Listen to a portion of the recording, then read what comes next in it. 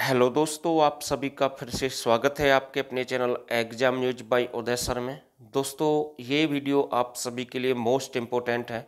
खासकर एचएससी के जो कैंडिडेट तैयारी कर रहे हैं उनके लिए यहाँ पर एक एक प्रश्न की अहमियत बहुत ही ज़्यादा है। और मैं आपको एक और बात बताना चाहता हूँ, इस वीडियो में जो प्रश्न हम आपके लिए कवर करवा रहे हैं सूरजकुंड मेले से संबंधित, उसके साथ साथ कुछ प्रश्न और भी अलग से करवाएंगे सूरजकुंड मेले से संबंधित। तो मेरा जो लक्ष्य है, हम इस वीडियो को बिल्कुल कंप्लीट करेंगे, एक भी प्रश्न नहीं छोड़ेंगे। एचएससी यहाँ से कम हर एग्जाम में 2 या 3 प्रश्न पूछता है। और पीडीएफ आपको मिल जाएगी, डिस्क्रिप्शन में टेलीग्राम चैनल का लिंक डाल देंगे, वहाँ पर हम पीडीएफ उपलब्ध करवाते हैं। ऐसा नहीं है कि जो वीडियो हम आपके लिए लेकर आते हैं वही पीडीएफ मिलती है वहाँ पर अलग से बहुत सारी पीडीएफ हम डेली अपलोड करते हैं। तो प्लीज़ टेलीग्राम चैनल ज़रूर ज्वाइन करें, वहाँ पर आपकी अच्छे से तैयारी करवाई जाएगी। तो मेरा पहला प्रश्न है आप सभी के लिए, जैसे कि आप देख पा रहे हैं, सूरजकुंड का निर्माण कब करवाया गया? 10वीं सदी में तोमर वंश के शासक अनंगपाल द्वितीय, या फिर मैं सीधा आपसे कहूँ सूरजमल ने। तो प्रश्न आ सकता है, तोमर वंश के शासक का क्या नाम था? अनंगपाल द्वितीय। और उसका दूसरा नाम क्या है? सूरजमल। और सूरजकुंड का निर्माण कब करवाया गया? 10वीं सदी में है। और सूरजकुंड आपका कहाँ पर है? फरीदाबाद में। नेक्स्ट प्रश्न देखते हैं, क्यों इसका निर्माण करवाया गया? यहाँ से पूरी जानकारी मिलेगी आपको। अनंगपाल द्वितीय या सूरजमल सूर्य उपासक हुआ करते थे, यानी वे सूरज की पूजा करते थे। और दूसरा कारण, राजा का नाम सूरजपाल था और संभवतः इस कुंड का नामकरण उन्हीं के नाम पर किया गया है। तो आप मेरी सारी बातें ध्यान से सुने, पीडीएफ आपको ज़रूर मिलेगी। तो बस मेरी आपसे एक रिक्वेस्ट, अगर वीडियो अच्छी लगे तो प्लीज़ चैनल ज़रूर सब्सक्राइब कर दें। आगे देखते हैं, सूरजकुंड ग्राम जो कि एक गांव था, कहाँ पर है? फरीदाबाद के अंदर है। तो नेक्स्ट प्रश्न देखते हैं, जिस स्थान पर सूरजकुंड स्थित है वहाँ पहले तोमर राजाओं की राजधानी होती थी। तो प्रश्न यहाँ से आ सकता है, तोमर राजाओं की राजधानी कौन सा स्थान था जहाँ पर सूरजकुंड है? नेक्स्ट प्रश्न देखते हैं, सूरजकुंड जो इसकी आकृति है उसके बारे में आपको जानकारी देता हूँ। ये 6 एकड़ के ज़मीन में फैला हुआ है, परंतु सूरजकुंड मेला 99 एकड़ ज़मीन पर लगता है। तो ध्यान रखें, 99 एकड़ ज़मीन पर मेला लगता है, लेकिन कितने बीच में फैला हुआ है? 6 एकड़ में। और सूरजकुंड दक्षिण दिल्ली से 8 किलोमीटर की दूरी पर स्थित है। तो यहाँ से दूरी भी पूछी जा सकती है, क्योंकि रेवाड़ी से दिल्ली के बीच की दूरी कई बार एग्जाम में पूछी गई है, हो सकता है यहाँ से ये दूरी पूछ ली जाए। तो नेक्स्ट प्रश्न देखते हैं, सूरजकुंड गांव में एक सूर्य मंदिर है तथा सूर्य सरोवर की स्थापना सूरजमल ने की थी, परंतु समय के साथ मंदिर अब नष्ट हो गया है और सिर्फ यहाँ सूरजकुंड बचा हुआ है। तो यहाँ पर एक मंदिर था जो समय के अनुसार नष्ट हो गया है, लेकिन अब यहाँ पर क्या है? सिर्फ एक सूरजकुंड बचा हुआ है। तो सूरजकुंड का मेला, तो यहाँ से इसकी शुरुआत होती है। अब यहाँ से जितने भी सारे प्रश्न बनते हैं, मोस्ट इम्पोर्टेंट प्रश्न बनेंगे सारे। तो यहाँ से देखते हैं, सूरजकुंड के मेले की शुरुआत 1987 में हुई। कहाँ पर हुई? सूरजकुंड गांव फरीदाबाद। फरीदाबाद में उस समय यहाँ एक साधारण मेला था, जिसमें पहली बार हस्तशिल्प, हथकरघा और भारत की सांस्कृतिक विरासत की समृद्धि और विविधता से प्रदर्शित करने के लिए आयोजित किया गया था। तो पहली बार इस मेले का आयोजन 1987 में किया गया। और ये हस्तशिल्प से संबंधित, संस्कृति से संबंधित, विरासत को जो उजागर करने से संबंधित यहाँ पर इसका निर्माण करवाया गया था, मतलब इस मेले का आयोजन करवाया गया था। तो आगे देखते हैं, यह हर साल 1 फरवरी से 15 फरवरी तक फरीदाबाद में ही लगता है। तो अब इसका समय कई बार बदल दिया जाता है, लेकिन पहले कब से कब तक लगता था? 1 फरवरी से 15 फरवरी के बीच में। आगे देखते हैं, परंतु 1989 में यह एक शिल्पी मेला बन गया। तो यहाँ से प्रश्न आ सकता है, सूरजकुंड मेला शिल्पी मेला कब बना? तो इसका जो राइट आंसर होगा 1989। पहली बार 1989 में थीम स्टेट बनाया जाने लगा। तो थीम स्टेट को आयोजित करने की जानकारी इससे मिलती है, 1989 के मेले से। तो पहला थीम स्टेट कौन सा था? राजस्थान को बुलाया गया था। तो नोट कर ले, पहला थीम स्टेट कौन सा था? राजस्थान। कब आया? 1989 में। और शिल्पी मेला कब बना? 1989 में। पहली थीम स्टेट राजस्थान था, इसके बारे में जानकारी दी। फिर सरकार ने सोचा इसे अंतर्राष्ट्रीय स्तर पर मनाना चाहिए। तो 2009 में पहली बार किसी देश को इनवाइट किया गया, और उस देश का नाम था मिस्र या इजिप्ट। इजिप्ट को ही मिस्र कहते हैं। और पहली बार जो थीम कंट्री थी, किसे बुलाया गया? इजिप्ट को बुलाया गया। कब बुलाया गया? 2009 में बुलाया गया, और इसे अंतर्राष्ट्रीय लेवल के रूप में मनाया गया सूरजकुंड मेले को। आगे देखते हैं, परंतु इजिप्ट देश सभी सदस्य मेले में भाग नहीं ले पाए, तो यह सूरजकुंड मेले का आंशिक रूप से पहला फोकस कंट्री 2009 में मिस्र बन गया। तो इसके बारे में मैंने आपको जानकारी अभी दी है।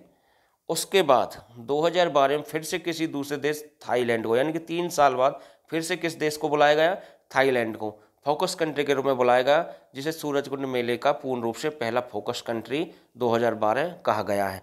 तो फोकस कंट्री के रूप में 2012 में किसे बुलाया गया, थाईलैंड को। तो यहाँ से प्रश्न पुट हो सकते हैं, सारे प्रश्न अच्छे हैं, इसलिए हम आपसे कहते हैं कि वीडियो के साथ बने रहें, और कुछ प्रश्न अलग से भी करवाएंगे एंड में। आगे देखते हैं, 2013 सूरजकुंड मेले को अंतर्राष्ट्रीय स्तर पर मनाया जाने लगा। अब हर साल सूरजकुंड मेले में एक फोकस कंट्री और थीम स्टेट होता है। तो अंतर्राष्ट्रीय लेवल पर कब से मनाने लगे, लगातार 2013 से। यह हर साल फरवरी में फरीदाबाद में लगता है, और 2020 का सूरजकुंड मेला 1 फरवरी से 16 फरवरी तक चलेगा, यानी कि लगा था, ये पहले की बात मैं कर रहा हूँ, ये 1 फरवरी से 16 फरवरी तक लगा है। और यह एक शिल्पी मेला है जिसमें किसी देश और राज्य की कला व संस्कृति को दर्शाया जाता है। तो अच्छे प्रश्न हैं, यहाँ से सारे प्रश्न पूछे जा सकते हैं। आगे देखते हैं, 2020 के सूरजकुंड मेले का उद्घाटन राष्ट्रपति रामनाथ कोविंद ने किया।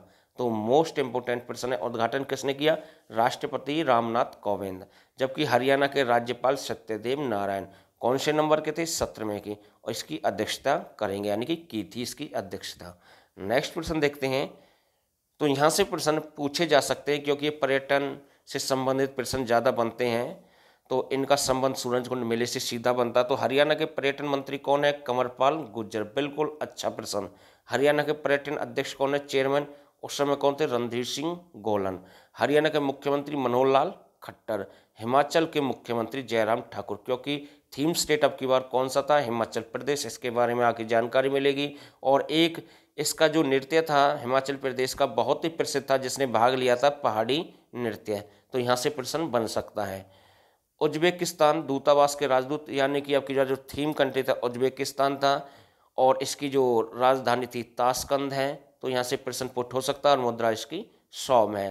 तो यहाँ से प्रश्न बन सकते हैं, जो जानकारी हम आपको अलग से दे रहे हैं, तो इसलिए हम आपसे कहते हैं प्लीज़ वीडियो के साथ हमेशा बने रहें। नेक्स्ट प्रश्न देखते हैं, भारत के पर्यटन मंत्रालय के सचिव योगेंद्र त्रिपाठी हैं। रणधीर सिंह गोलन ने पुंडरी कैथल से निर्दलीय चुनाव लड़ा था और जीते भी थे, तो ये अलग से है इसमें। आगे देखते हैं, इस बार जहां मेले में पार्टनर कंट्री उज्बेकिस्तान होगा, वहीं थीम स्टेट के रूप में हिमाचल प्रदेश हिस्सा लेगा, यानी कि ये मेला लग चुका है फरवरी के महीने में। तो इसके बारे में हमने आपको अभी जानकारी दी है। इसकी राजधानी ताशकंद है, मुद्रा सौम है, और कंट्री कौन सा अब की बार आया जिसने पार्टिसिपेट किया, उज्बेकिस्तान। सूरजकुंड मेले में 23 साल बाद हिमाचल प्रदेश फिर से थीम स्टेट बना, यानी कि हिमाचल प्रदेश 23 साल बाद फिर से थीम स्टेट बना अब की बार 2020 में। इससे पहले ये 1996 में इस मेले में थीम स्टेट के रूप में इसने भाग लिया था। तो नोट कर लें, दूसरी बार भाग लिया, पहली बार 1996 में लिया था। अब 2020 के लिए इसे दूसरी बार थीम स्टेट के रूप में आमंत्रित किया गया है। नेक्स्ट देखते हैं, 2020 सूरजकुंड मेला 34वें नंबर का मेला था, तो यहाँ से प्रश्न पूछा जा सकता है, और 2019 का 33वें नंबर का। तो इसके बारे में मैंने अभी जानकारी दी आप सभी को। 2019 सूरजकुंड मेला 33वें नंबर का था, जो 1 फरवरी से 17 फरवरी तक चला। तो ध्यान रखें कब से कब तक लगा था। और थीम स्टेट कौन था लास्ट मेले में, महाराष्ट्र, और फोकस कंट्री कौन था, थाईलैंड। और 2018 की भी हम बात कर लेते हैं, 32वें नंबर के मेले की। थीम स्टेट उत्तर प्रदेश था और फोकस कंट्री किर्गिस्तान। और 2017 की भी हम बात करते हैं, क्योंकि HSCO पुराना वाला काफ़ी पूछता है। 2017 का सूरजकुंड मेला 31वें नंबर का था, और थीम स्टेट झारखंड और फोकस कंट्री इजिप्ट या मिस्र। तो इस बार इस मेले में जो ब्रिटिश काउंसिल के बीच एक समझौता ज्ञापन पर हस्ताक्षर किए गए, और सूरजकुंड मेला पहली बार इंग्लैंड के कलाकारों और शिल्पकारों की मेजबानी करेगा। इसके अलावा 40 देश इस मेले का हिस्सा होंगे। तो ये देश हैं, उनके सभी के नाम है, एक बार स्क्रीनशॉट ले लें, और किसी भाई को PDF चाहिए तो वो ज़रूर मिलेगी। अब मैं आपके लिए कुछ अलग से प्रश्न करवा रहा हूँ, आप वीडियो के साथ बने रहें, और वो सारे प्रश्न बहुत ही अच्छे प्रश्न हैं और एग्जाम में पूछे जा सकते हैं। तो सूरजकुंड के निकट जो पर्यटन स्थल हैं उनके बारे में जानकारी देता हूं, क्योंकि मोस्ट इंपोर्टेंट प्रश्न है। यहाँ पर एक सूरजकुंड झील है, बिल्कुल अच्छा प्रश्न है।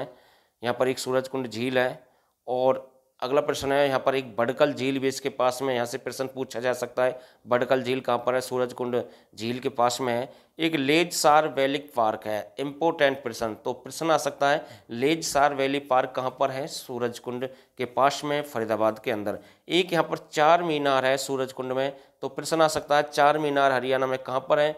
सूरजकुंड के अंदर है। तो मोस्ट इंपोर्टेंट है ये दोनों प्रश्न जो अलग से मैं आपके लिए लेकर आया हूँ इस वीडियो में। तो सूरजकुंड मेले की मुख्य विशेषताएं देखते हैं। ई टॉयलेट मतलब से संबंधित इसमें आपकी बार फैसिलिटी दी गई है। सीसीटीवी कैमरे से संबंधित पूरी निगरानी की गई है। एटीएम सुविधा भी थी इस मेले में। अब की बार प्लास्टिक बैन की अनोखी मुहिम, तो इस मेले में प्लास्टिक पर पूर्ण बैन था। कोई भी प्लास्टिक की वस्तु आप यूज नहीं कर सकते थे इस मेले में। तो यहाँ से प्रश्न बन सकता है। ऑनलाइन टिकटिंग की पूरी सुविधा दी गई थी इस मेले में। अब की बार फूड कोर्ट है, जी हाँ इसके पास में एक फूड कोर्ट है, बिल्कुल अच्छे लेवल का प्रश्न यहाँ से बन सकता है। और हैरत अंगेज गतिविधियाँ इसका जो आकर्षित केंद्र थी इस मेले का। तो यहाँ से देखते हैं सूरजकुंड मेले की मुख्य विशेषताएं। ये हमने पूरी जानकारी दी आपको इस वीडियो में। और मैं आपसे बस एक ही रिक्वेस्ट करता हूँ, अगर आप सभी को ये वीडियो अच्छी लगी है तो प्लीज़ चैनल जरूर सब्सक्राइब कर दें। PDF आपको मिल जाएगी। और आप सभी ने वीडियो यहाँ तक देखी, आप सभी का बहुत बहुत धन्यवाद।